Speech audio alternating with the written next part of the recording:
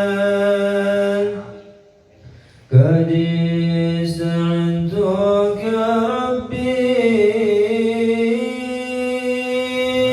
على مداواة قلبي وحال عقدة قلبي فانظر إلى الغم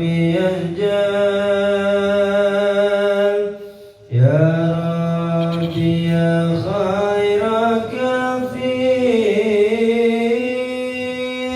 أحلل علينا العوافي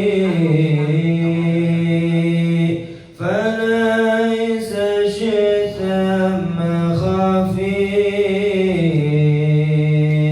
عليك تفصيل وجمال يا ربي عبدك بمليك يخشى أليما عذابك ويرتجي لثوابك وغيث رحمتك هل طال وقد أتاك بعذري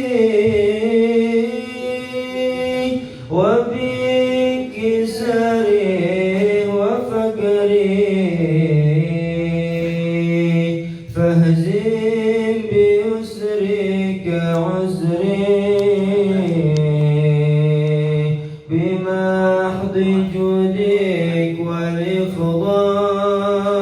والإفضال اللهم صل وسلم وبارك عليه وعلى آله يا ربي بالمصطفى بلغ مقاصدنا واغفر لنا ما مضى يا واسع الكرم يا ربي بالمصطفى بلغ مقاصدنا واغفر لنا ما مضى يا واسع الكرم محمد أشرف العرب والعجم محمد خير من يمشي على قدمي يا ربي بالمصطفى بلغ مقاصدنا واغفر لنا ما مضى يا واسع الكرم محمد باسط المعروف جامعه محمد صاحب الإحسان والكرم يا ربي بالمصطفى بلغ مقاصدنا واغفر لنا ما مضى يا واسع الكرم محمد تاج رسل الله قاطبة محمد صادق الأقوال والكلم يا ربي بالمصطفى بلغ مقاصدنا واغفر لنا ما مضى يا واسع الكرم محمد ثابت الميثاق حافظه محمد طيب الأخلاق والشيم يا ربي بالمصطفى بلغ مقاصدنا واغفر لنا ما مضى يا واسع الكرم اللهم صل وسلم على سيدي وحبيبي وطبيب قلبي وجسدي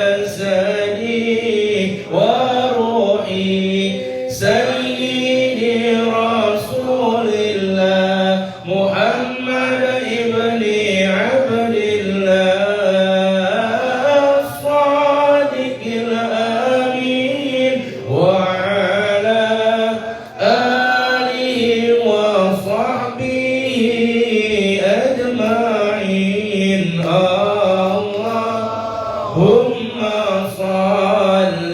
وسلم على سيدي وحبيبي وطبيبي قلبي وجسدي وروحي سيدي رسول الله محمد ابن عبد الله الصادق الأمين وعلى آله وصحبه أجمعين اللهم صل وسلم على سيدي وحبيبي وطبيبي قلبي وجسدي وروحي سيدي رسول الله محمد ابن عبد الله الصادق الأمين وعلى آله وصحبه أجمعين اللهم صل وسلم وبارك عليه وعلى آله السلام ونرحم الفتح إلى حضرة النبي محمد صلى الله عليه وسلم وآله وأصحابه وأزواجه وذريته وأهل بيته ثم الأرواح أنبياء المرسلين والشهداء والصالحين وأئمة الراشدين ثم الأرواح آبائنا وأمهاتنا وجدتنا جداتنا وإخواننا ومعلمينا وذوي الحقوق علينا وأنجاب المسلمين والمسلمات والمؤمنين والمؤمنات أن الله يريد درجتهم الجنة وأن يعيد علينا من بركاتهم وأسرارهم وأنوارهم وعلومهم في الدين والدنيا والآخرة بسر الفاتحة. أعوذ بالله من الشيطان الرجيم بسم الله الرحمن الرحيم الحمد لله رب العالمين الرحمن الرحيم مالك يوم الدين إياك نعبد وإياك نستعين اهدنا الصراط المستقيم صراط الذين أنعمت عليهم غير المغضوب عليهم ولا الضالين آمين. Kitab An-Nasaih Ad-Diniyah membahas tentang halaman 287. وينبغي له أيضا أن يختار الصحبة الأخيار. بسم الله الرحمن الرحيم الحمد لله رب العالمين والصلاة والسلام على سيدنا محمد وعلى آله وصحبه أجمعين. قال المصنف رحمه الله تعالى ونفعنا به وبعلومه في الدارين آمين. رضي الله تعالى عنكم إلى أن قال وينبغي له أيضا أن يختار صحبة الأخيار والأبرار ويجتنب صحبة الأشرار والفجار. وفي الحديث لا تصحب إلا مؤمنا ولا يأكل طعامك إلا تقي. وأن من لم يجد مؤمنا تقيا برا صالحا يصحبه ويعاشره فالعزلة والانفراد خير له وأصلح من مخالطة أهل الشر والفساد. فإن خلطة المفسدين عظيم ضررها كثير شرها وفيها آفات كثيرة وبليات هائلة عاجلة وآجلة. فمنها استراق الطبع من الطبع من حيث لا يشعر الإنسان. ومنها أن مشاهدة أهل الغفلة والإعراض تقتضي الأنس بهم والميل إلى ما هم عليه من سوء الحال وتهون على القلب وقوع المعاصي وتجر إلى التشبه بهم والاستحسان لأقوالهم وأفعالهم. وفي ذلك يقول الشاعر عن المرء لا تسأل وسل عن قرينه فكل قرين بالمقارن يقتدي. وقال الآخر ما يبرئ الجرباء قرب سليمة منها ولكن السليمة تجرب. وبهذا السبيل تعرف ما في خلطة الأخيار وأهل الصلاح من المصالح والمنافع والفوائد العاجلة والآجلة وقد قال عليه الصلاة والسلام مثل الجليس الصالح كمثل صاحب المسك إما أن يحذيك أن يطيعك أن يؤتيك وإما أن تبتاع منه وإما أن تجد منه رائحة طيبة ومثل الجليس السوء كنافخ الكير إما أن يحرق ثيابك وإما أن تجد منه رائحة منتنة.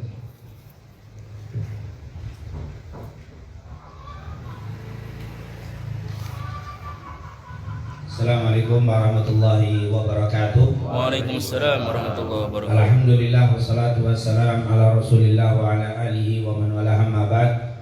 Segala puja dan puji kehadirat Allah, salawat serta salam kepada Nabi Muhammad sallallahu alaihi wasallam, para keluarga, sahabat, tabi'in serta seluruh umat yang selalu beristiqomah mengikuti sunnah-sunnahnya hingga yaumul qiyamah. Alhamdulillah, di pagi hari ini kembali kita dapat berkumpul di tempat yang insyaallah dipenuhi dengan rahmat serta berkah dari Allah Subhanahu wa taala, kembali untuk meningkatkan iman dan takwa kita kepada Allah. Semoga apa yang kita lakukan ini mendapatkan keridhaan dan keberkahan dari Allah Subhanahu wa taala. Amin ya rabbal alamin. Kembali di kesempatan yang mulia ini kita akan baca sedikit dari nasihat Al-Habib Abdullah bin Abdul Haddad dari kitabnya An-Nasaiha Ad-Diniyah wal Wasaya Al-Imaniyah yang masih membahas tentang mencari sohbah al-akhyar, yaitu mencari persahabatan atau sahabat yang baik-baik. Kita disuruh untuk mencari sahabat yang baik-baik. Dikatakan di situ, qala al-mu'allif rahimahullah wa nafa'ana bi bid'ain amin. Wa yanbaghi lahu aidan an yakhtara suhbatal akhyari wal abrar. Wa yanbaghi lahu aidan, dan begitu juga layak baginya an yakhtara, untuk memilih suhbatal akhyari, yaitu sahabat-sahabat yang orang yang baik-baik, wal abrar, yaitu akhyar, wal abrar, yaitu orang yang baik, orang yang bagus-bagus. Carilah, inilah sahabat-sahabat yang baik. Wa yajtaniba, dan hendaklah dia menghindari suhbatal asyrari wal fujjar, dan hindarilah sahabat-sahabat yang buruk dan fajir, yang ahli maksiat. Jadi kita disuruh, diingatkan oleh Al-Haddad untuk memilih teman. Artinya pandai-pandailah memilih sahabat, memilih teman. Kenapa? Karena memang teman ini nanti dikatakan oleh beliau bahwa bisa sangat memberikan pengaruh besar dalam hidup kita. Jadi maka disuruh jangan sampai memilih teman yang buruk, baik dia jahat karena memang perilaku tidak baik, atau fajir, ahli maksiat. Ada orang dua, baik dalam perilaku, artinya tidak iseng, tidak tutur katanya rapi, tapi nggak sholat, artinya judi, artinya sikapnya maksiat, fajir. Itu al-asyrar, itu jahat. Walaupun terkadang banyak kalau asyrar ya fujar, biasanya begitu, nyampung biasanya. Kalau perilakunya nggak baik, biasanya kalau perilaku sama manusianya nggak baik, sama Allahnya juga biasanya apa? Nggak baik. Tapi ada juga yang hablum minallahnya nggak bagus, dia nggak sholat, dia nggak puasa, tapi ya Pak, sama hablum minannasnya rapi, maksudnya nggak iseng, ya maksa duduk, nggak ngomongin orang, nggak nyakitin orang, tapi nggak sholat. Tapi kalau puasa dia nggak puasa. Ada juga yang begitu. Ini namanya yang kalau hubungan sama orang yang nggak baik, asrar. Kalau nggak baik sama Allah, fujar. Maka jangan cari sahabat yang asrar atau fujar. Yaitu carilah sahabat yang yaitu akhyar wal abrar. Akhyar ini baik sama orang, abrar baik sama Allah. Arti carilah sahabat-sahabat yang orang ini bagus hubungannya dengan Allah, bagus hubungannya dengan manusia. Hindari orang yang hubungannya tidak baik dengan orang dan hubungan sama Allah nggak baik.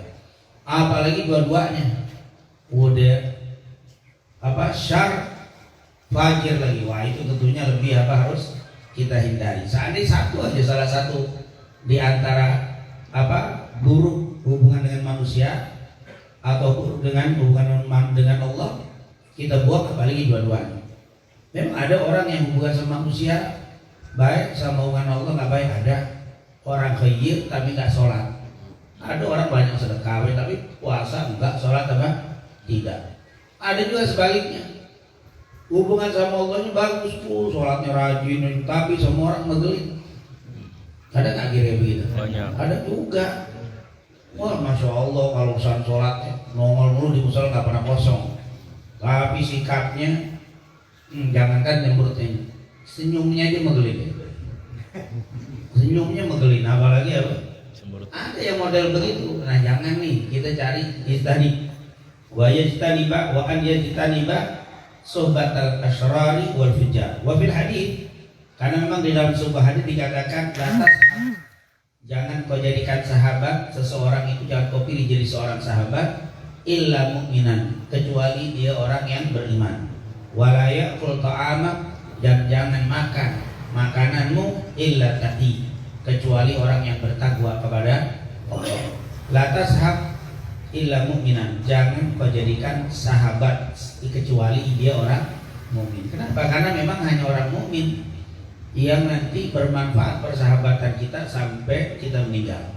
Karena kalau kita punya sahabat-sahabat akrab kesono kemari sama orang non muslim, sama orang yang tidak beriman, maka manfaatnya cuma di dunia doang. Saat kita meninggal dia nggak bisa doain kita, udah tutup, nggak bisa, hanya urusan dunia saja. Tapi kalau mukmin, insya Allah kita meninggal pun persahabatan nggak putus. Dia akan diterima salamnya waktu lewat kuburan, dia berdoa masih bisa nyampe. Kenapa? Karena tadi mukmin. Maka carilah persahabatan yang abadi, jadikan dia sebagai orang yang beriman sebagai sahabat. Kalau tidak, jangan. Tapi boleh nggak hidup bersama dengan orang non muslim? Boleh. Di situ kan, di sini pembahasannya mencari sahabat, tashab.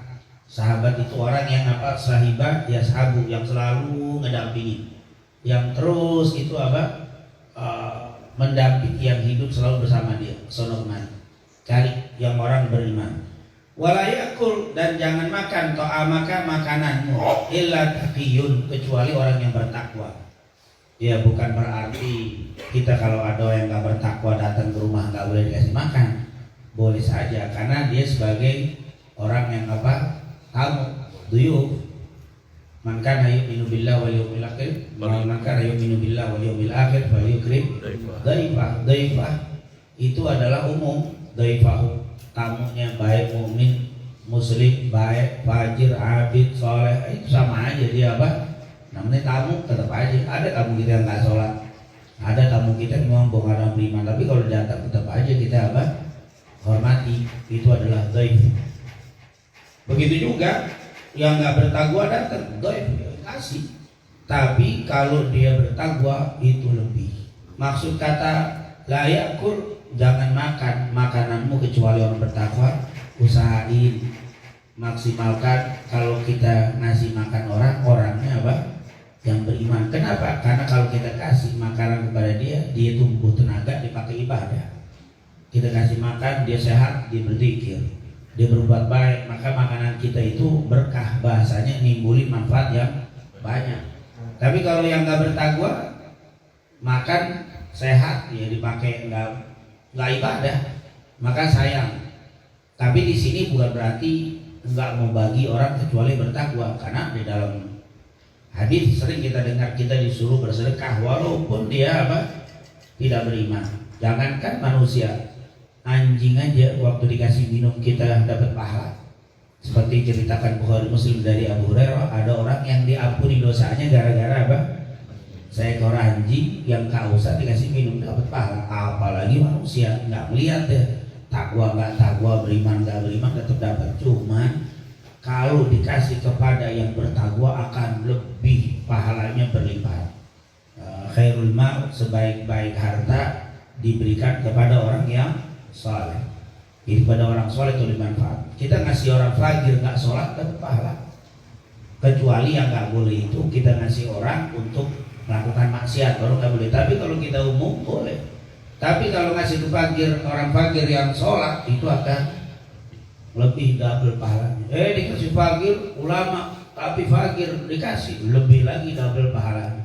Begitulah kata-kata la ya'kul ta'ama illa taqi bukan berarti nggak mau ngasih sama sekali, usahain. Kalau bisa yang makan makanan kita orang bertakwa. Dan biasanya kan kita akan lebih sering ngasih makan kepada orang yang dekat sama kita. Nah kalau yang dekat sama orang kita orang takwa, otomatis kita ngasih makannya terus sama orang-orang yang bertakwa. Carilah sahabat-sahabat yang takwa. Kenapa? Karena kalau sudah sahabat udah pasti sering makan, sering bareng kasih makan itu, dan itu akan bermanfaat harta kita yang kita kasih.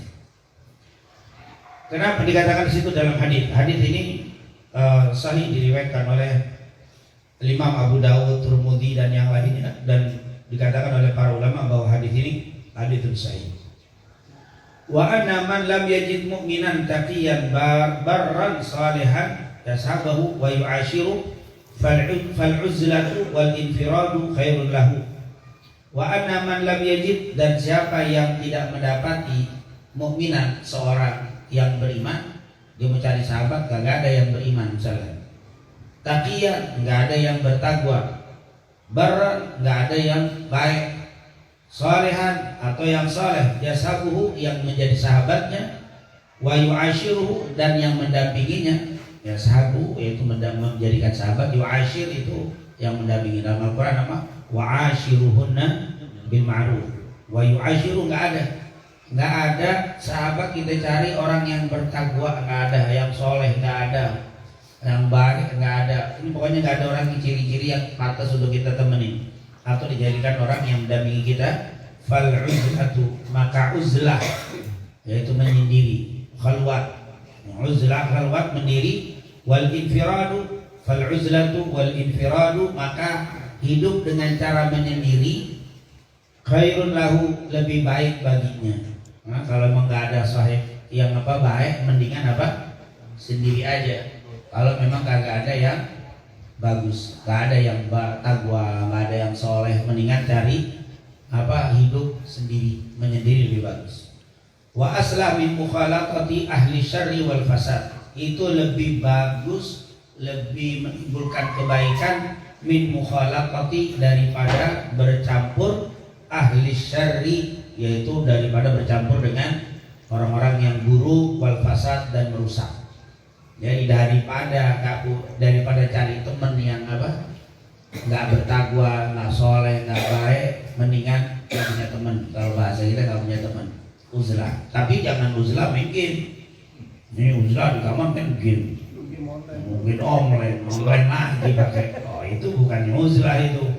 Sekarang kadang-kadang uzlahnya beda. Zaman dulu uzlah nggak keluar rumah, emang dikit baca Quran. Uzlahnya game itu betah orang 10 hari, 20 hari nggak keluar rumah betah kalau ada game itu. Subhanallah, apalagi game online nih. Game online yang sekarang malah kebanyakan mengandung maisir, mengandung judi. Ya Allah, kita dapat berita ternyata ada Indonesia nih dapat ranking terbesar juga, bahkan nomor 1 dalam online judi slot. Paling gede katanya. Saya baru dapat dari salah satu orang yang mengerti dalam bab itu, nomor 1. Subhanallah, luar biasa. Sekali main bisa 100 juta. Wah hebat banget. Yang lebih parah lagi, untuk main gamenya pakai pinjol lagi, habis sudah. Akhirnya selesai. Subhanallah. Ini baru-baru saja kejadian dari salah satu jamaah kita. Dia punya sahabat meninggal, di berita masuk meninggal, dibuang di daerah Sunter sana, menyewahi mayatnya. Ternyata kita tanya kenapa bisa begitu, dia takziah.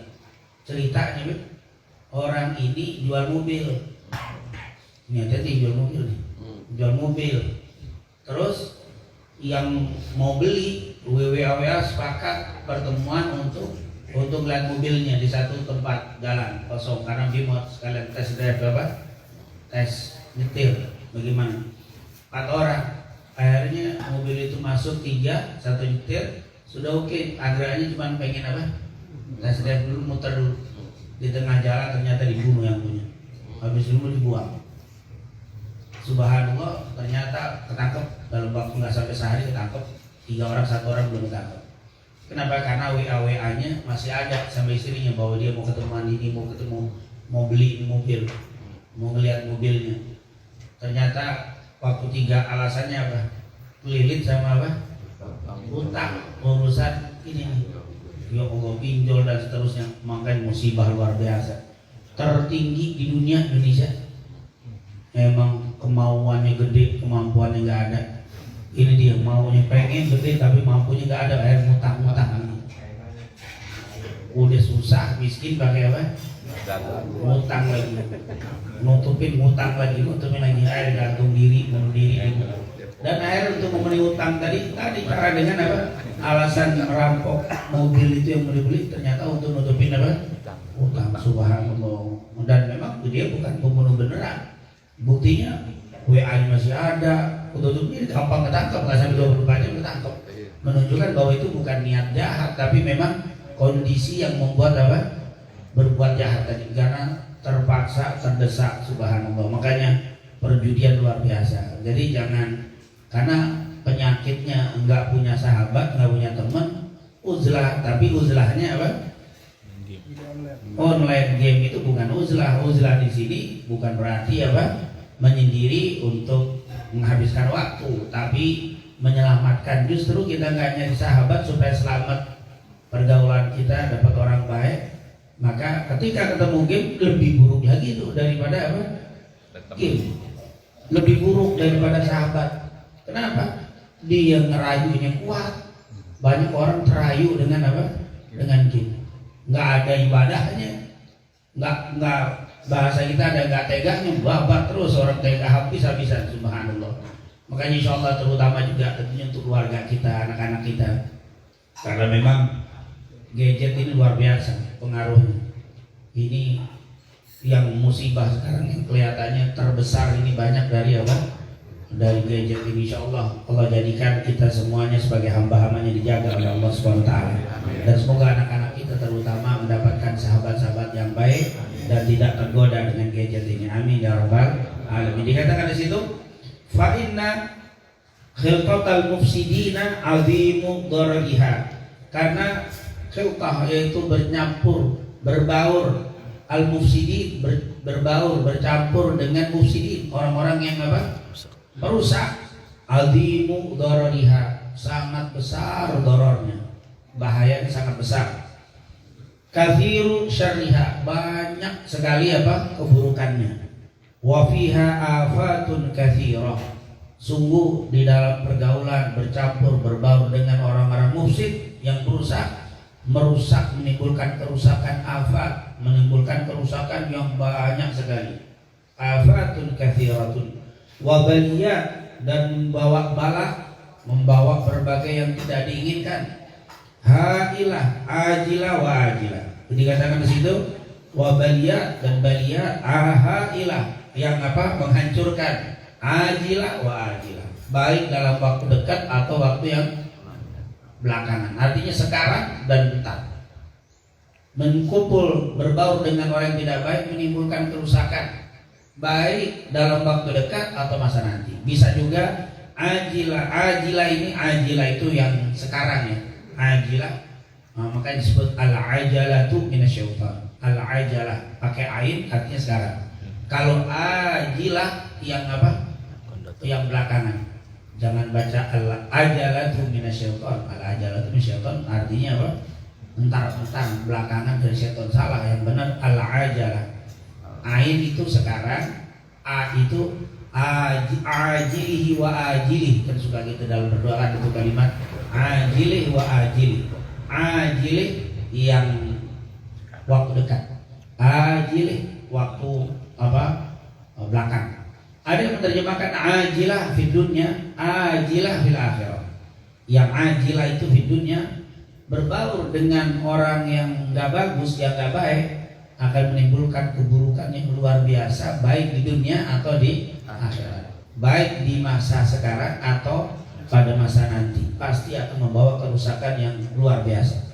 Faminah, di antara keburukan itu, istiraqut tab'i minat tab'i min haitsu la yashurul insan, yaitu istiraqut tab', yaitu akan mencuri tabiat tanpa terasa. Kalau saroko itu mencuri, dan kata para ulama istiraq yaitu sekelas mencuri tapi nggak terasa. Istiraqut tab'i minat tab', yaitu mencuri tabiat dari tabiat itu, min haitsu la yashurul insan, tanpa disadari oleh orang. Kita kalau kumpul terus nih sama orang-orang yang jahat, tanpa disadari dia sudah mengambil dari beberapa tabiat temannya. Nular, kalau bahasa kita nularin, itu akan nular tabiat. Tabiat yaitu tabiat, karakter ya. Tabiat itu karakter yang mungkin bisa diartikan karakter. Beda itu karakter dengan biasa perbuatan. Saya kasar sama fulan. Ada kasarnya itu karena memang saya lagi pegel. Ada yang memang tabiatnya, mau senyumnya aja masih begitu megelit. Bahasa kita berbuat baiknya dia masih aja kasar, masih jelek, itu tabiat. Itu tabiat kan sebenarnya susah. Tabiat itu susah untuk ada pada seseorang kecuali kalau keseringan. Tabiat itu terjadi bukan dengan ilmu sesaat, tapi ilmu atau kebiasaan yang dilakukan terus. Nah, kita lama-lama jadi apa? Jadi karakter. Nah, itu kalau udah karakter, merubahnya susah. Karakternya emang begitu. Makanya kalau ada orang yang suka udah kita kasih tahu, berubah lagi, berubah. Emang udah udah karakternya. Tapi karakter yang susah begitu bisa nular kalau kita terus menerus ikut sama dia. Ini kita misalkan sama orang pelit. Karakter pelit ini kan gak gampang tumbuh pelit itu, karena semua pada hakikatnya orang itu baik. Pada hakikatnya semua orang itu dermawan. Lihat dalam hadis, kullu mauludin yuladu alal fitrah, setiap anak itu dermawan. Makanya anak kecil tuh gampang berbagi. Itu adalah sifat asli. Tapi karena bapak ibunya didiknya pelit lama-lama jadi udah karakternya udah pelit udah. Pada hakikatnya anak itu semuanya nggak punya sifat ria, nggak punya sifat sombong. Nggak ada anak kecil sombong. Semua anak itu bersih, nggak ada sombongnya. Terus kok tiba sombong? Bukan karena dari lahir. Itu kan bercanda, bahasa bercanda. Emang lahirnya udah sombong. Orang pada nangis dia angkat tangan. Ada tuh istilah itu lahirnya aja sombong. Dari sejak lahir nggak ada anak kecil lahir sombong. Makanya buktinya anak kecil waktu lahir mau dikasih baju mahal, dikasih baju murah nggak ada masalah. Dari anak kecil umur 3 tahun dikasih baju mahal, nggak ada yang sombong orang tuanya. Anak saya tuh bajunya mahal tuh. Ya mahal, yang sombong cuma orang tuanya. Anaknya mana ada yang sombong. Anak mah mau dikasih harga mahal, merek murah, yang penting nggak gatel, biasa aja deh. Dia nggak ada yang sombong. Tapi kalau timbul sombong itu pasti kalau anak itu sesaat sekali waktu hanya sombong sedikit, itu mungkin karena sifat. Sifat itu mungkin karena waktu itu diajarkan kesombongan sebentar jadi sombong. Hati-hati dirubah, bisa rubah. Tapi kalau udah kelamaan sampai gede jadi karakter, susah itu. Karakter itu susah berubahnya karena dia sudah terlalu lama dididik dengan cara itu. Tapi karakter yang susah berubah bisa juga kita kena bisa berubah. Karakter kita misalkan tadinya tawadhu, tapi karena sering kumpul sama orang sombong, lama-lama nggak terasa masuk juga itu sombong itu. Nanti bisa, itu yang dikatakan istiraqut tab'i. Ini berbahaya sekali. Di antaranya wa minha anna musyahadata ahli al-ghaflati wal i'radi taqtadil uns bihim wal mail ila ma hamma alaihi min su'il hali. Anna musyahadata, bahwa menyaksikan, kesaksian ini karena musyahadah, melihati terus karena punya sahib yang nggak bagus, melihati terus mau nggak mau sering ketemu. Anna musyahadata ahlil ghaflah, menyaksikan orang-orang yang ghaflah, wal i'rad, dan orang yang berpaling dari Allah. Yaitu kalau kita sering melihat orang yang lalai, suka berpaling dari Allah, artinya sahabat yang gak bagus. Taqtadil uns, akan menumbuhkan aluns. Uns itu apa? Kecintaan, demen, anis. Anis itu uns, apa? Kecintaan. Karena kita sering kumpul, sering apa? Itu pasti timbul. Makanya al arwah junudun mujannada. Kata Rasul, ruh itu seperti tentara. Kalau dia sering ketemu, akan timbul apa? Kasih. Etalaf, akan timbul etalaf, akan timbul suka. Awalnya kalau jarang ketemu, kita kalau baru ketemu orang susah senyum. Siapa tuh tiba senyum aja bingung, senyum kayak baru kenal saya. Senyum, kita malah protes. Padahal senyum kan bagus, tapi kita agak protes. Orang baru kenal senyum ada apaan? Kita baru kenal. Tapi kalau sering ketemu malah gak senyum.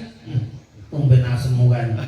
Kan kita udah tahu. Jadi memang orang yang sering kumpul itu akan timbul uns, timbul kasih sayang, timbul cinta karena sering ketemu tadi. Makanya kalau kita lihat ke Taman Safari ada sirkus macam gede-gede, warna putih, ada yang kuning. Disuruh-suruh sama orang kecil bawa tongkat, lompat, nunduk, sirkus. Tapi jangan tuh coba-coba, jangan tuh karena tongkatnya coba saya pinjam.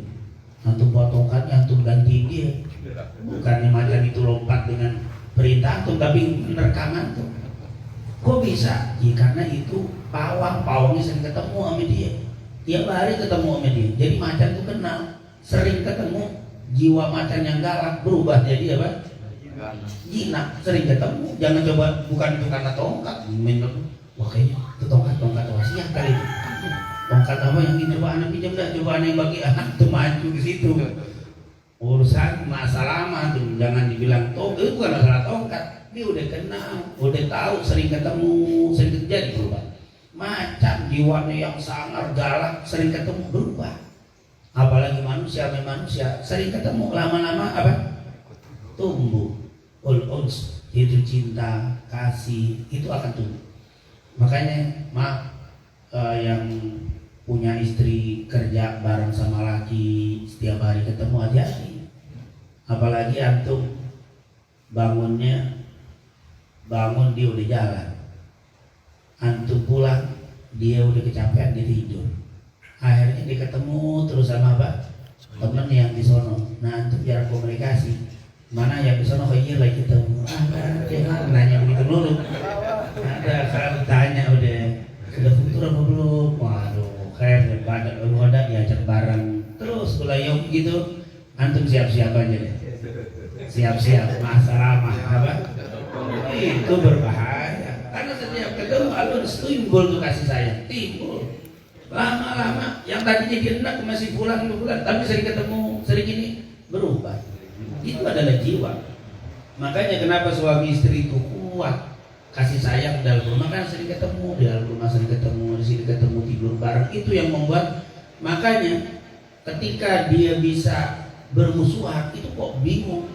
Mestinya itu memang wa min ayati an khalaqalakum min anfusikum azwaja litaskunu ilaiha wa ja'ala bainakum mawaddah.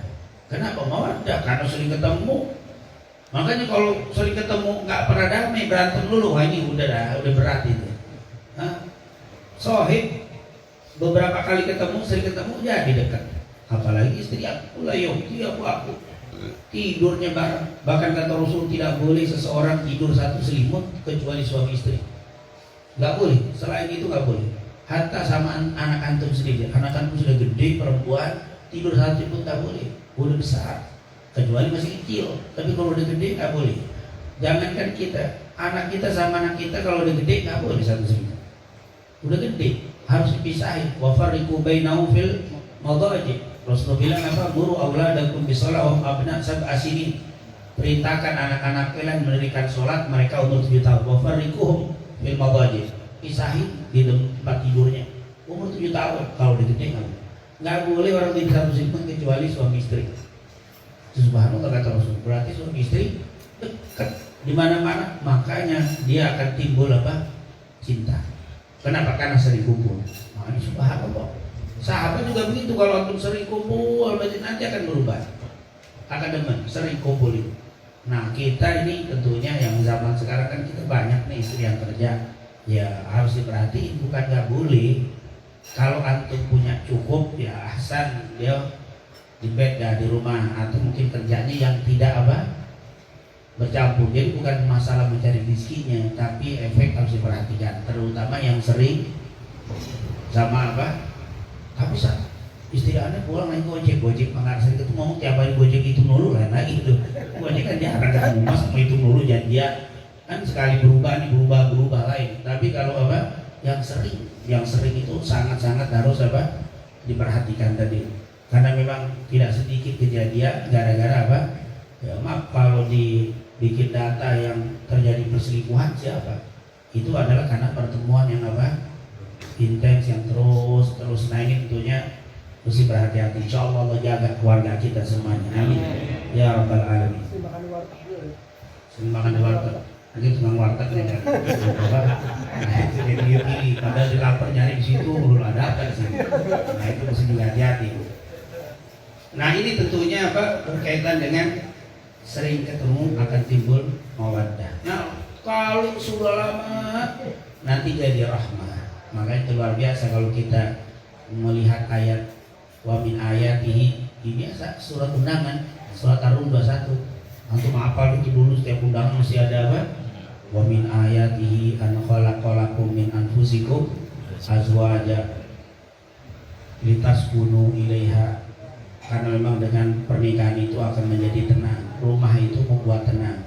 Jadi kalau antum mau tenang itu tadi pernikahan. Makanya kalau sebuah pernikahan nggak membuat tenang, berarti ada sesuatu yang kurang pas. Rumah itu membuat tenang, tapi bukan rumahnya, karena ada penghuninya yang rumah itu relatif, ada yang kecil, ada yang gede, tapi tenang itulah intinya.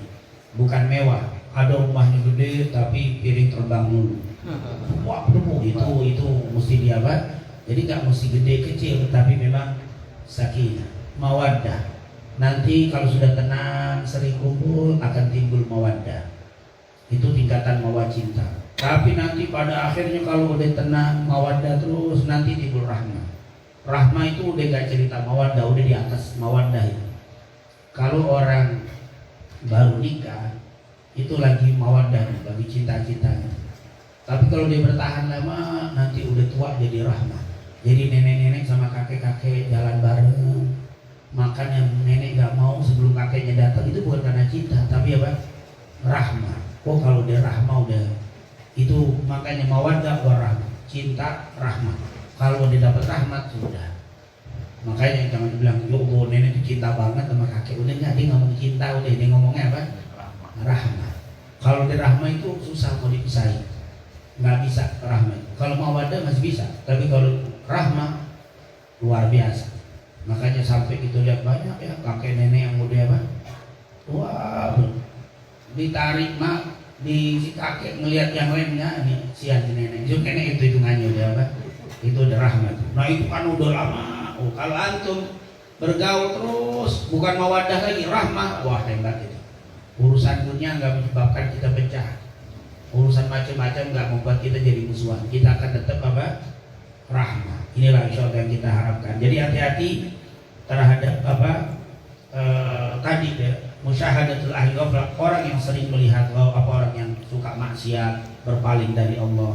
Tapi karena dia sering kumpul, akhirnya timbul kasih. Al-walmail dan al-mail, walmail ini cenderung.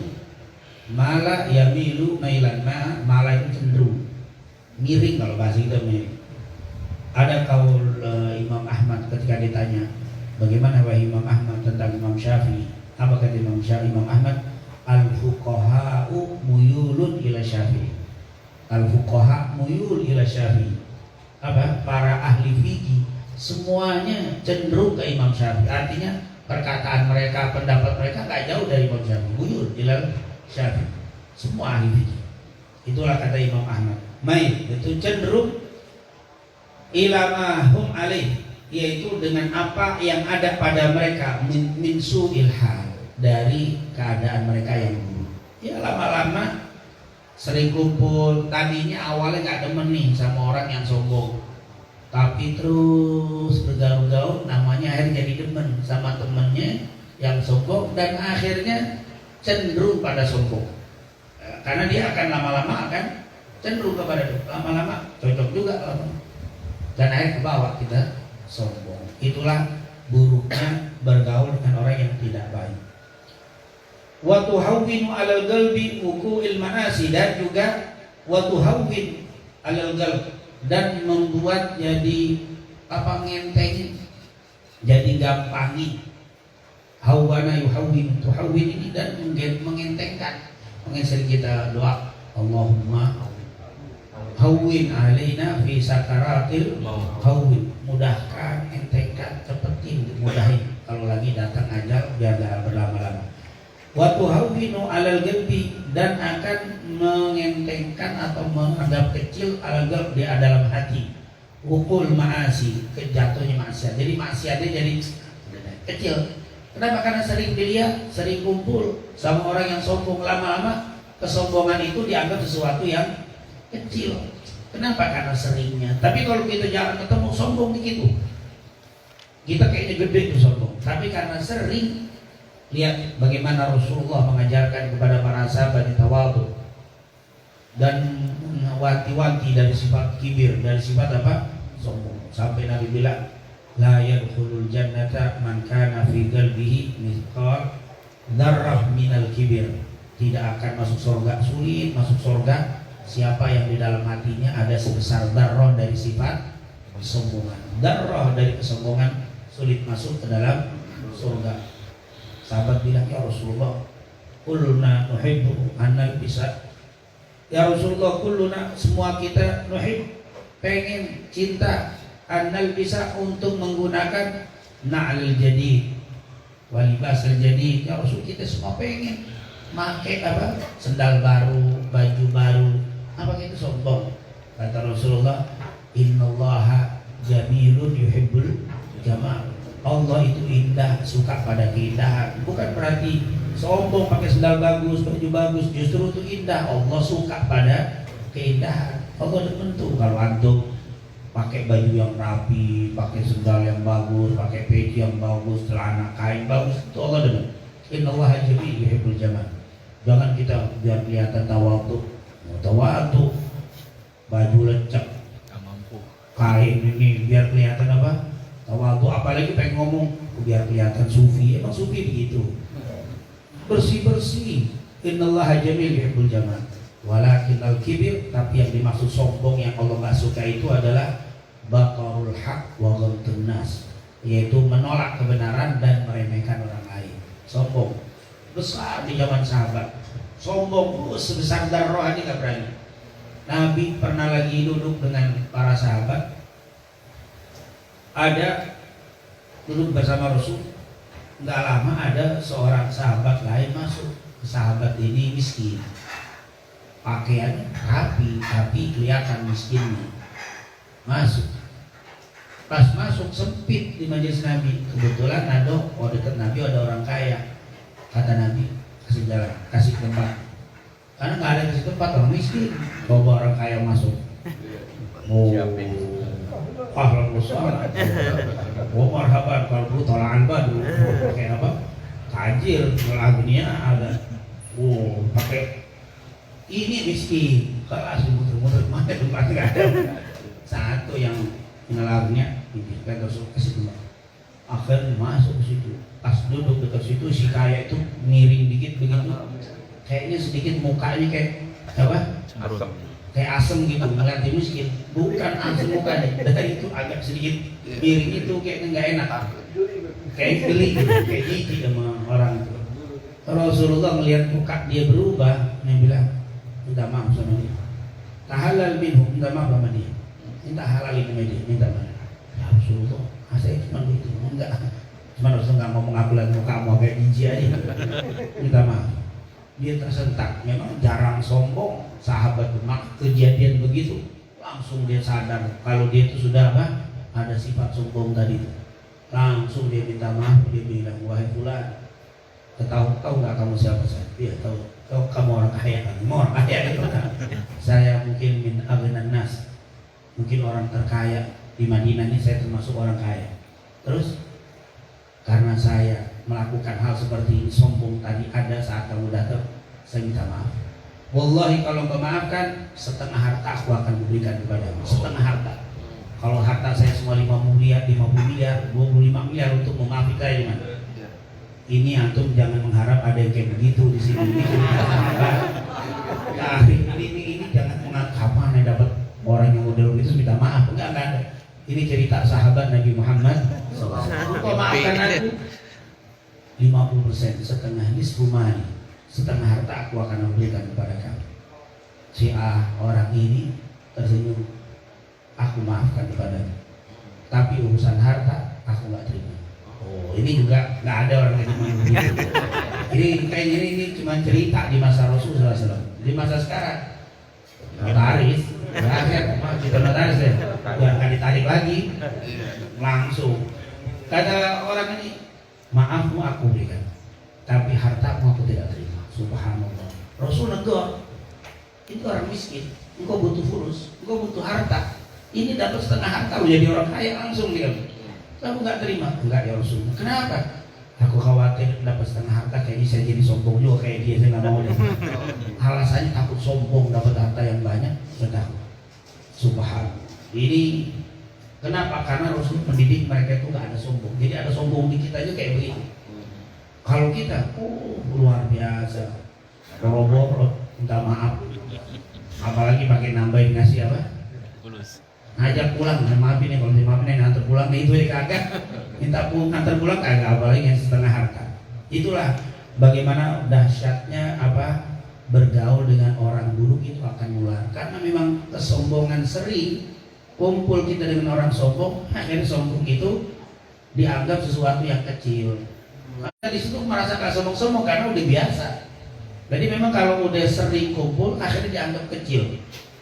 Kita ketika biasa datang, biasa hidup di rumah yang kotor, waktu masuk ke rumah orang yang kotor kan biasa. Tapi kalau kita biasa hidup di rumah yang bersih, masuk rumah orang kotor sedikit aja udah gerah, kotor banget. Sebenarnya nggak hilang kalau antum keluar orang lain masuk double bau gitu loh. Tapi kok kenapa hilang? Bukan hilang, tapi kelamaan di situ karena sering banget.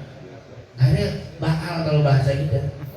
Hidungnya jadi bakal, nggak terasa baunya. Gua nggak bau, antum keluar orang lain masuk bau juga. Karena tadi saya hidup di ruangan yang nggak bau. Ketika masuk di ruang bau jadi bau, tapi kelamaan di ruang bau jadi nggak bau. Tadi antumnya biasa, nggak sombong, sering kumpul sama orang sombong, lama-lama hilang tuh sombongnya, dianggap hilang. Bukan hilang, sebenarnya ada, cuma dianggap jadi kecil, dianggap remeh. Maka begitulah bahayanya bergaul dengan orang yang tidak baik. Watajuru jarra yajuru, menarik, watajuru ilan tasyabbuhi, dan membawa mau nggak mau membawa kita jadi sombong. Bukan cuma ngecilin doang, tapi lama-lama akan menarik orang itu kepada kesombongan.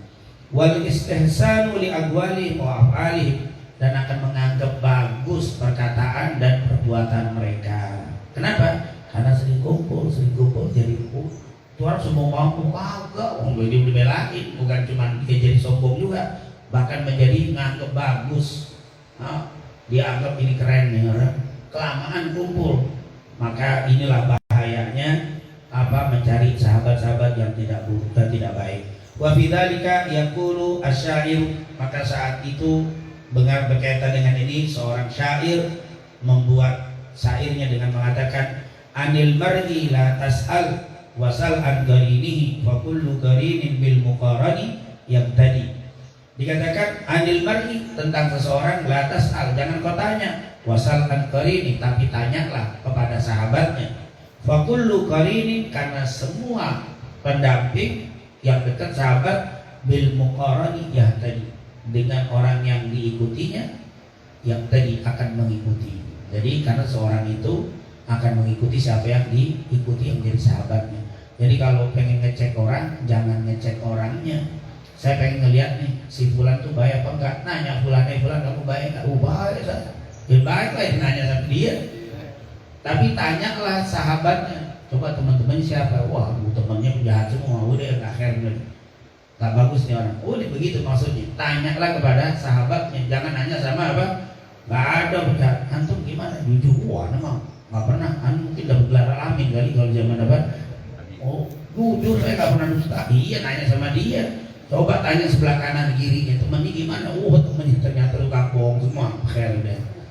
Itu adil mar'i tentang seseorang itu lantas wasal angarini. Jangan nanya sama orang, tapi tanyalah sama pendamping-pendampingnya. Seperti yang sering kita dengar dari hadis Rasulullah SAW, almar'u ala dini khalili. Makanya kalau ini kan pembahasan banyak ini dibahas tentang mencari calon.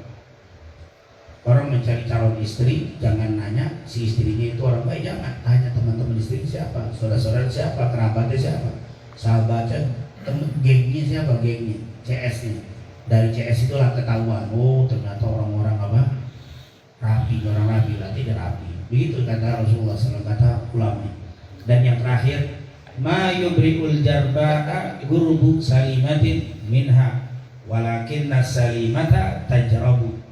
Mayubriul jarba, tidak sembuh, tidak disembuhkan al jarba, orang sakit, gurbu salimatin, dekat dengan orang yang sehat. Orang sakit nggak sembuh karena dideketin sama orang sehat. Walakin nasalimata, tetapi orang yang sehat tajrobu, jadi sakit gara-gara dekat sama orang sakit. Jadi nggak ada tuh orang sakit didatengin ke sehat jadi sehat karena nular sakit, karena nular dan sehat, enggak. Yang ada orang sakit didatengin sama orang sehat jadi apa? Sakit. Ini orang akhlaknya nggak bagus, antum datang jadi temennya, jarang tuh yang berubah jadi bagus. Yang ada antum berubah jadi apa? Jadi buruk. Begitulah kebanyakan. Walaupun ada juga kalau yang memang siapa nih yang didatengin itu sakit, tapi sakit tidak terlalu parah. Yang kedua, yang mendatangi itu orang itu dicintai sama yang sakit, atau dia itu orang yang sangat diinginkan oleh orang sakit, bisa merubah yang sakit jadi sembuh. Didatengin sama orang yang dia cintai tidak sembuh. Itu kan cerita tentang apa? Abu Bakar As-Siddiq. Abu Bakar As-Siddiq itu waktu dia lagi jalan di dekat Ka'bah, dilihat Nabi Muhammad tuh lagi diejek, lagi diledek. Dalam riwayat sampai dicekek sama beberapa tokoh kafir Quraisy Mekah. Abu Bakar melihat kayak begitu nggak sabar, langsung yang nyekek itu Rasul, yang bebek Nabi itu dipukul sama dia, dipukul, ditendang. Karena memang dia banyak, tokoh-tokoh itu ada 6 atau 7 orang. Akhirnya Abu Bakar digebukin. Abu Bakar pernah digebukin karena membela sama Nabi Muhammad SAW. Sampai tidak berhenti kecuali dibikin mati. Tapi waktu dia melawan 7 orang atau 6 orang itu, dia berteriak sama Rasul, "Pulanglah ya Rasul, kembalilah ya Rasul." Itu selalu dia teriak, dan akhirnya Nabi pergi. Tapi Abu Bakar ternyata apa? Kalah dan mengebas itu, dia hampir pingsan. Akhirnya dibawa, nggak sadarkan, digebukin itu nggak sadar, dibawa ke rumahnya. Waktu sampai ke rumahnya sadar. Waktu sadar yang ditanya, bagaimana Muhammad? Bagaimana Rasulullah? Bagaimana keadaan Nabi? Yang ditanya. Padahal di situ ada ibunya. Sampai ibunya bilang, engkau nggak nanya ibu, nggak nanya istri, nggak nanya saya, tapi engkau tanya Nabi Muhammad, bagaimana keadaan Rasulullah? Akhirnya, tahu aku berita, kata si ibunya. Aku nggak tahu berita Rasul bagaimana, karena waktu digebukin itu mungkin Nabi juga kena. Ternyata Nabi nggak ada apa-apa. Akhirnya dia nggak tahu, kata si ibu tadi. Yaudah kalau begitu cari-cari, temuin Fatimah. Temuin Fatimah, bagaimana, tanya kepada Fatimah bagaimana keadaan Nabi. Akhirnya si ibu ini masih kafir, ibunya Abu Bakar masih kafir, musyrikah. Datang ke Fatimah. Waktu nanya kepada Fatimah, Fatimah khawatir karena dia tahu nih ibunya Abu Bakar masih musyrik. Masih musyrik, kami juga masih orang musyrik. Kalau dikasih tahu takutnya dia pengen macam-macam sama Nabi. Aduh, kata Fatimah, bagaimana kan Rasul? Coba, saya nggak tahu kalau Rasul bagaimana. Dia mau nutup-nutupi. Akhirnya dia bisikin si ibu tadi, wahai Fatimah, demi Allah, saya ini bukan niat jahat, karena Abu Bakar nanyain keadaan beliau, ini meminta info dari kamu. Akhirnya Fatimah pun datang ke Abu Bakar dan bilang, apa-apa, Rasulullah aman, Rasulullah selamat, Rasulullah nggak ada apa-apa, nggak ada masalah. Setelah mendengar begitu girang, tersenyum, alhamdulillah, baru teriak, wow sakit ini, bau sakitnya apa? Yang tadinya nggak terasa sakit, mulai timbul sakit. Dikasih tahu kepada Rasulullah, Abu Bakar sudah apa? Pulang dalam keadaan sudah sadar. Datanglah Rasulullah jenguk apa? Abu Bakar. Waktu dijenguk langsung melihat keadaan Abu Bakar begitu kaget Rasulullah. Begini parahnya engkau, ya Rasulullah, wallahi saat ini sudah sembuh sakit. Tidak ada sakit sama sekali. Yang tadi sebelum kau datang sakit semuanya badan, dipukul sini, tapi sekarang hilang, demi Allah hilang semua sakit. Akhirnya Rasulullah SAW kembali. Begitulah akhirnya keluarlah syair-syair para ulama bahwa orang yang sakit menjadi sembuh karena dijenguk oleh yang dicintai. Sungguh orang yang cinta atau yang dicintai mendatangi orang yang sakit dapat menyembuhkan melebihi obat. Tuh, kalau memang yang didatangi atau yang mendatangi orang yang sangat apa? Dicintai. Antum lagi mulu sakit didatangi kekasih, hilang tuh biasanya. Hilang ya gitu. Kenapa? Mau hilang. Lebih hebat daripada obat. Itulah kalau apalagi datangnya Rasul SAW, semua akan hilang. Inilah yang dikatakan kalau yang mendatangi betul-betul apa? Tapi kalau antum standar datang ke orang sakit, antum ikut mules. Bukan yang mulus jadi sembuh, antum ikut mulus. Duduk, aduh melihat ilmu yang benar mandir, aduh jadi pusing, jadi mulus juga. Jadi pusing atau nggak bisa. Makanya jangan duduk dengan orang yang sakit, engkau akan tertular. Begitulah, jangan duduk dengan orang-orang yang tidak baik, khawatir antum tertular dengan ketidakbaikannya. Wallahu a'lam bishawab.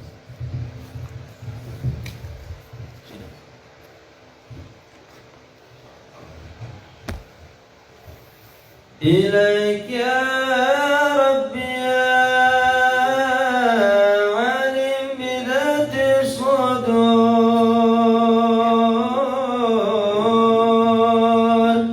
إليك يا ربي يا عالم بذات الصدور إليك يا ربي يا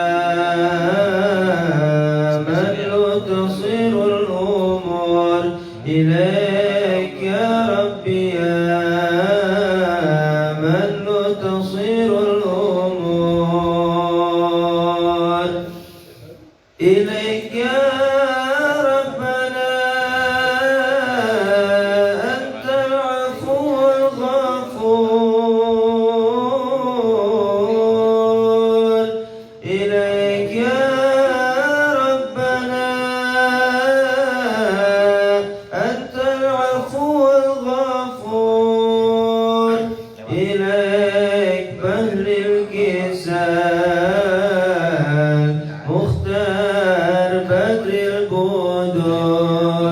إليك بهر الكسال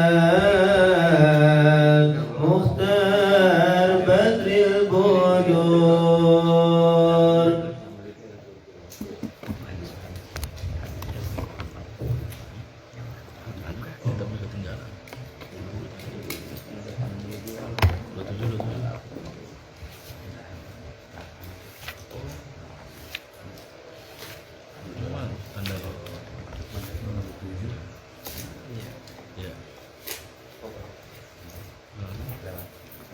Bismillahirrahmanirrahim. Radhiyallahu ankum.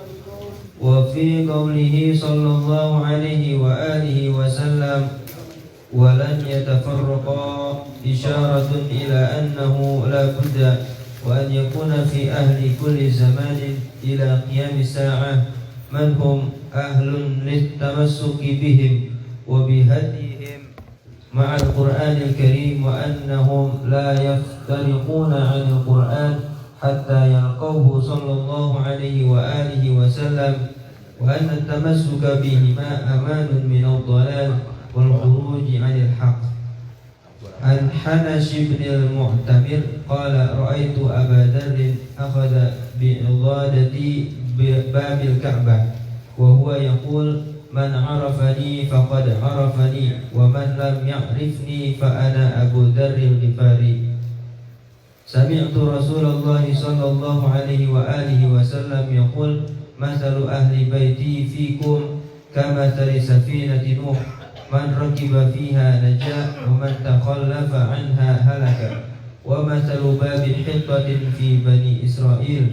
قال العلماء في تفسير هذا الحديث وجه تمثيله صلى الله عليه وآله وسلم لأهل بيته بسفينة نوح عليه السلام أن النجاة من هول الطوفان كانت ثابتة لمن ركب تلك السفينة وأن من تمسك من الأمة بأهل بيته صلى الله عليه وآله وسلم وأخذ بهديهم كما حث عليه صلى الله عليه وآله وسلم في الأحاديث نجا من ظلمات المخالفات واعتصم بأقوى سبب إلى رب البريات.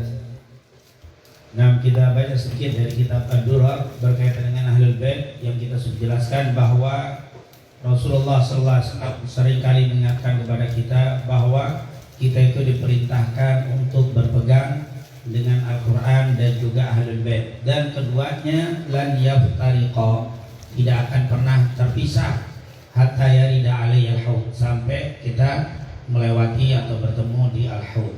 Jadi kata-kata tidak akan berpisah, bahwa Ahlul Bait dan Al-Quran tidak akan berpisah di situ. Wa fi qaulihi sallallahu alaihi wasallam, dan di perkataan Nabi Muhammad walan yatafarraqa, itu kalimat yaitu antara Quran dan Ahlul Bait tidak akan pernah berpisah. Isyaratun ila annahu, sebuah isyarat bahwa la budda wa an yakuna fi ahli kulli zamanin ila qiyamis saati man hum ahlun litamassuki bihim. Ini menunjukkan la budda, harus la budda Ahlul Bait. Dan ini banyak, tetapi tetap setiap ada Ahlul Bait. Walaupun di satu sisi ada juga yang apa? Yang tidak memegang, seperti disebutkan dari hadis Abu Sa'id Al-Khudri yang kemarin kita bahas. Tapi ada juga, setiap zaman itu mesti ada yang pencinta, yang memberikan hak-hak Ahlul Bait, itu mesti ada. Tidak mungkin semua umat Islam mendolimi mereka, tidak. Tetapi banyak yang tetap berpegang setiap zaman sampai yaumul kiamah, yang berpegang dengan mereka, wa bihadihim, dan juga dengan hidayah atau petunjuk mereka. Jadi berpegang dengan Ahlul Bait dan berpegang dengan petunjuk dari Ahlul Bait ma'al Quran, tentunya bersama dengan Al-Quran. Begitu juga Al-Quran, ada yang mengingkari, ada yang tidak peduli, ada juga yang sangat perhatian dengan Al-Quran. Begitu juga dengan Ahlul Bait, ada yang tidak peduli, ada yang meninggalkan, ada yang sangat mencintai Ahlul Bait. Itu selalu ada, seperti Al-Quran. Ini kata al-muallif. Di situ disebutkan at-tamassuk, yaitu manhum ahlul litamassuki bihim wa bihadihim, berpegang dengannya dan dengan petunjuknya. Yaitu Quran juga begitu, ada yang berpegang dengan Qurannya, ada yang berpegang dengan petunjuk Al-Qurannya. Ada orang berpegang Quran, ngapal Al-Quran terus, tapi petunjuknya nggak tahu. Ngapal doang hebat, tapi apa maksud, apa amal yang bisa ditimbulkan, enggak. Itu model itu ada. Ini artinya orang yang perhatian dengan Quran, itu modelnya ada yang menghafal teksnya tanpa memahami maksud kandungannya, ada juga yang menghafal dan mengamalkannya dengan isi kandungannya, model begitu. Begitu juga dengan Ahlul Bait, ada yang cinta doang sama Ahlul Bait, cinta aja sama Ahlul Bait, tapi nggak ngikutin apa yang dibawa oleh Ahlul Bait. Tapi ada juga yang cinta dan mengikuti bihadihim, itu ada yang cinta dan ngikutin. Kan ada yang model cinta, tapi nyakitin, ada juga nyakitin mulu. Cinta sama Ahlul Bait tapi menggelin Ahlul Bait, ada juga. Tapi ini cinta, urusan cinta, tapi nggak ngikutin apa yang dikasih tahu sama mereka, apa yang diajarkan ikut, cuma dicinta sama Ahlul Bait. Tapi ada yang model kedua, cinta sama Ahlul Bait dan mengikuti apa yang diajarkan Ahlul Bait. Sama dengan Al-Quran, ada yang cinta sama Al-Quran, baca aja, tapi nggak pernah taklim. Taklim itu kan mengamalkan atau mempelajari isi Al-Quran. Dia nggak taklim, cuma baca Quran, masya Allah. Bahkan lagi taklim di pojokan baca Quran. Masya Allah cintanya ke Quran. Sampai orang lagi taklim apa? Baca Quran tetap.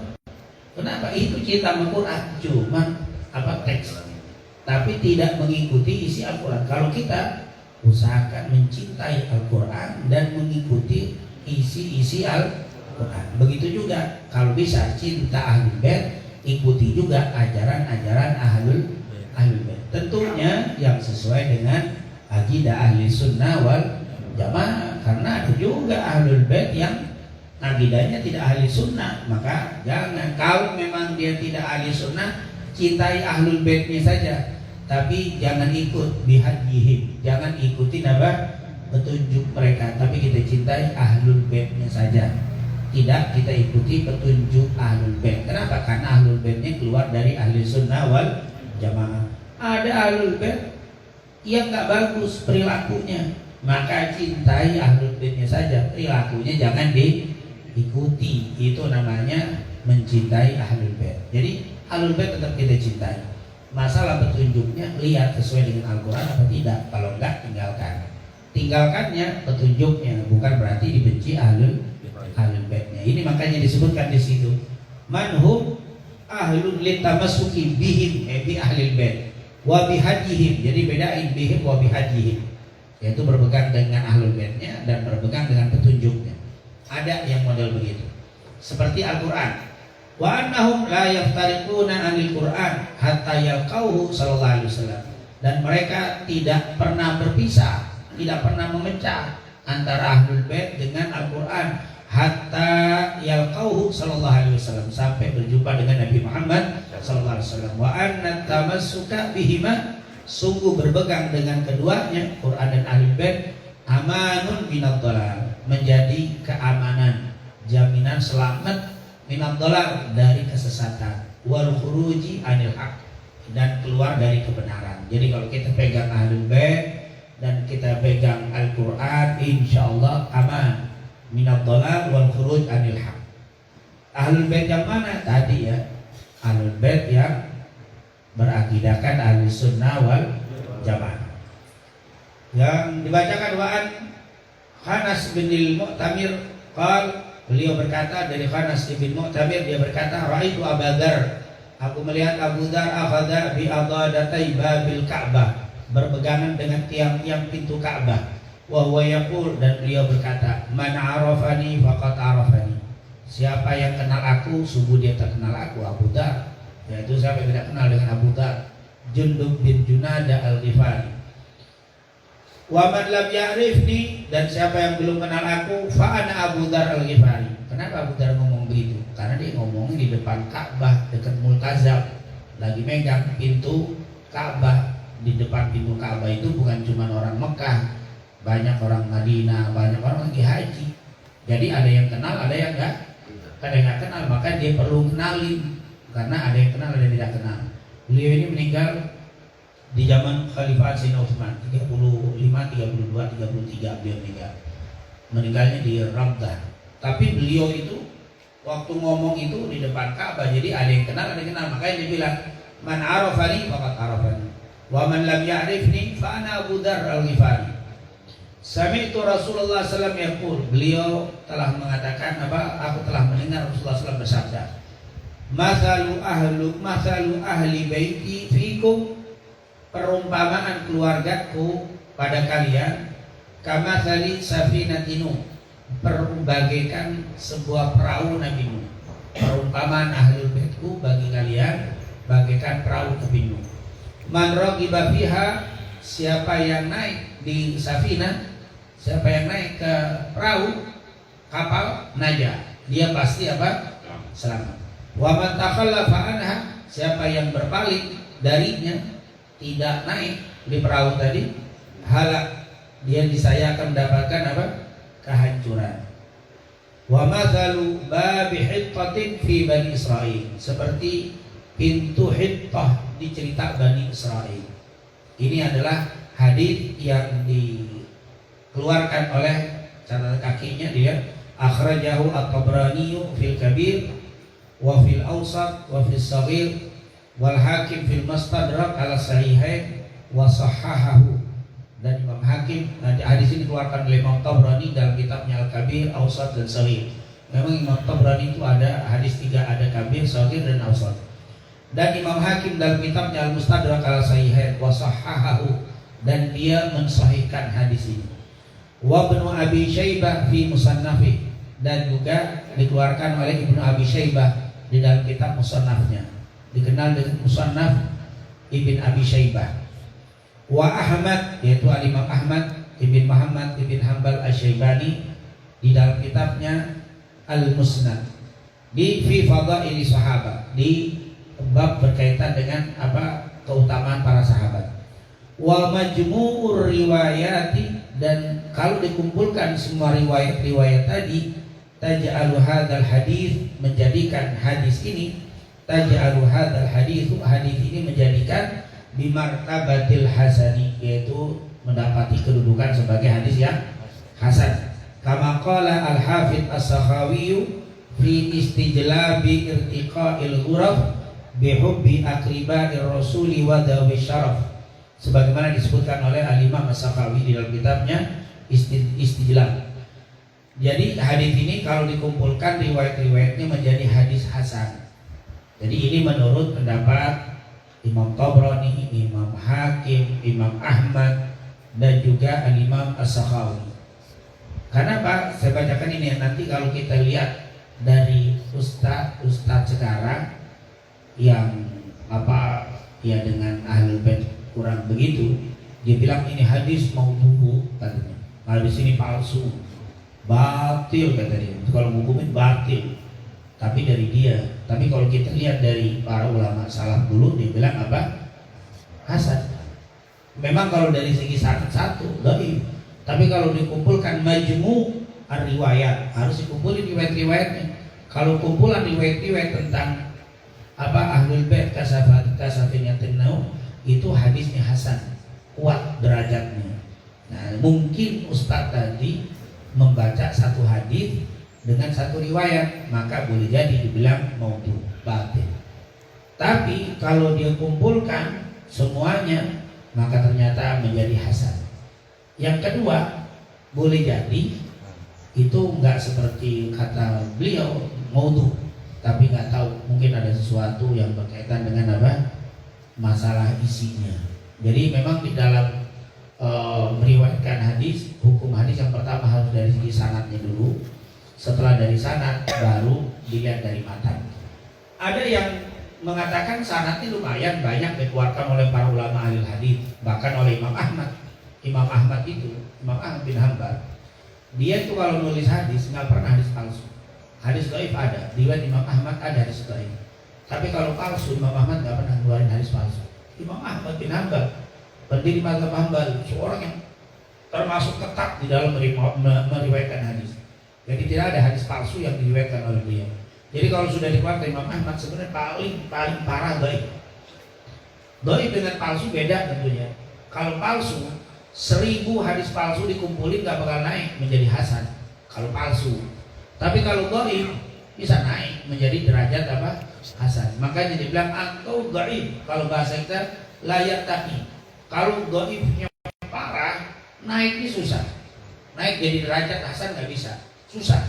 Tapi palsu, apalagi palsu karena aslinya bukan hadis. Mau 1000 hadis palsu dikumpulin enggak. Tapi yang unik, saya lihat ada beberapa hukum dari ulama yang dibilang ahli hadis, tapi sayangnya tentang bab ini selalu mengatakan maudhu, palsu, maudhu.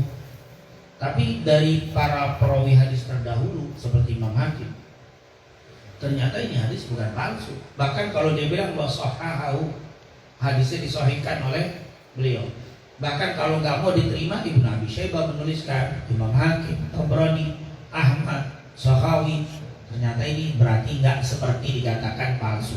Ini hadis berarti cukup kuat untuk dijadikan dalil. Makanya saya bingung ketika berbicara hadis-hadis ini, kalau ditanyakan kepada saudara-saudara kita yang maaf ya, yang dikatakan salafi itu, kadang-kadang semua ya pokoknya berbau ahli bait kayaknya kayaknya galak banget gitu. Pokoknya maudhu aja, kalau nggak maudhu batil gitu. Nah ini tentunya tidak, misalkan kalau dia berpendapat menurut saya maudhu silahkan saja, tapi itu pokok ahlul hadis bi anna hadzal hadis maudhu batil. Oh itu kita paku aja. Udah sepakat ahlul hadis. Ini sepakat gimana? Dikeluarkan Imam Malik, Tabrani dan seterusnya. Nah itu tentunya nanti supaya kita nggak kaget, makanya saya bacakan catatan kaki nih dari supaya tahu bahwa ini hadis bukan palsu. Dan insya Allah akan kita jelaskan pada pertemuan selanjutnya tentang hadis ini, karena hadis ini sebenarnya terkenal. Hadis itu yaitu sarahnya nanti ada di pembahasan selanjutnya, bahwa ahlul bait itu seperti perahu Nabi, yang naik selamat, yang nggak naik nggak selamat. Artinya apa? Orang yang mengikuti, mencintai ahlul bait akan selamat, tetapi dengan catatan ahlul bait yang sesuai dengan ahli sunnah wal jamaah. Makanya mereka tidak terima dari teks ini, karena itu ada ahlul bait yang bukan ahli sunnah, sesat, menyesatkan. Nah kalau kita ikut dia berarti selamat. Enggak. Nah kayak begitu, dia cari kasus-kasus yang apa, yang tidak sesuai. Jadi kalau kita mau bicara ini, yang aglabuhu, yang terbanyak, aglab yang terbanyak dari ahlul bait insyaallah min ahlil khair atau min ahli sunnah. Walaupun ada juga ahlul bait yang agak sedikit apa, miring-miring, ada yang abu-abu, yang ahli sunnah bukan, apalagi bukan. Ada yang memang bukan abu-abu, emang udah apa, telak banget bukan. Nah itu yang kayak begitu nggak usah dibahas. Yang kita bahas adalah yang baik-baik. Makanya disebut di situ. Singkat saja kita baca. Qala ulama fi tafsiri hadzal hadits wajhu tafsiri sallallahu alaihi wasallam li ahli baiti bi safinatin alaihi salam anna najata min haulit tufan. Karena kita tahu bahwa wajah persamaan yang dibuat oleh Nabi tentang ahlul bait dengan perahu Nabi Nuh, karena anna najata, bahwa keselamatan min haulit tufan, dari gelombang angin tufan, air bah yang begitu dahsyat, karena sabitatun, yaitu waktu itu betul-betul terwujud liman raqiba dzalika safina, siapa yang naikin perahu. Kan zaman dulu kan semua yang naik perahu benar-benar selamat, sabitah jelas, kecuali yang gak naik, seperti anak sendiri yang gak naik celaka, berarti itu benar. Begitu juga wa anna man tamassaka minal ummah bi ahli baiti, barang siapa yang berpegang dari umat ini dengan ahli baitnya, bi ahli baiti sallallahu alaihi wasallam, wa akhadha bi hadihim, dan mengambil hidayah atau petunjuk dari Makkah, kama hadza alaihi salatu wasallam fil ahadits, sebagaimana yang telah disebutkan oleh Nabi dengan dari beberapa hadis. Naja, maka insyaallah dia akan apa? Selamat. Min dulumatil mukhalafat, dari gelapnya perbedaan yang kuat ini akan puyeng kita kembali kepada ahlul bait, akan selamat dari gelapnya perbedaan. Wa qasama bi agwa, dan dia telah berpegang, qasama dalam surat Al-Imran 103, wa tasimu bihablillahi jami'an wa la tafarraqu, berpeganglah dengan berpegang teguhlah kamu dengan tali agama Allah. Maka kalau orang yang ikutin ahlul bait, qasam, dia sudah berpegang dengan kuat, bi aqwa, dengan sebab yang paling kuat, bi aqwa sababin, bi aqwa sabab, dia sudah memegang pegangan yang paling kuat, ila rabbil bariyat, yaitu untuk menuju kepada Allah Subhanahu wa ta'ala. Rabbul bariyat ini maksudnya adalah Tuhan manusia, Tuhan daripada makhluk Allah, dan itu adalah Allah Subhanahu wa ta'ala. Rabbul bariyat, pemelihara bariyat. Rabb itu juga diartikan Tuhan, bisa diartikan apa? Pemelihara. Artinya siapa yang berpegang dengan ahlul bait, insyaallah dia akan najah dan telah memegang dengan pegangan yang sangat kuat untuk menuju Allah Subhanahu wa ta'ala. Semoga kita semuanya selalu mendapatkan taufik hidayah untuk mendapatkan keselamatan dunia wal akhirah. Amin ya rabbal alamin.